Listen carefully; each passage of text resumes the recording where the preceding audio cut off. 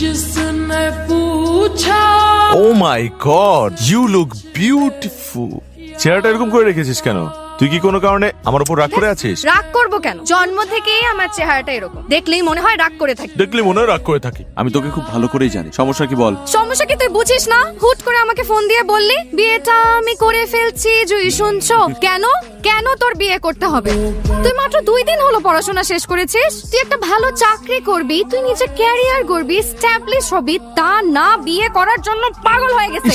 কানের কাছে চিৎকার করছে। এই কথা যদি পাত্রীর মা বলতো তাহলে একটা কথা ছিল, সে আমাকে বলতে পারতো যে তুমি যে আমার মেয়েকে বিয়ে করতে চাও কি করো, তখন আমি বলবো আমি বেকার, আমি কিছুই করি না। তারপর সে আবার আমাকে জিজ্ঞেস করতো যে তুমি আমার মেয়েকে খাওয়াবে কি, আমি বলতাম আমি যা খাই তাই খাবে। তারপর সে যদি আরো রাগান্বিত অবস্থায় আমাকে জিজ্ঞেস করতো যে আমার মেয়েকে কি তুমি সুখী রাখতে পারবে, তখন আমি বলতাম এই প্রশ্নটা আপনি আমাকে না করে আপনার মেয়েকে প্রশ্ন করুন যে সে কি আমাকে সুখী রাখতে পারবে কি না। আজব। আর আজবের কি আছে এখানে? বিয়ের যত অ্যারেঞ্জমেন্ট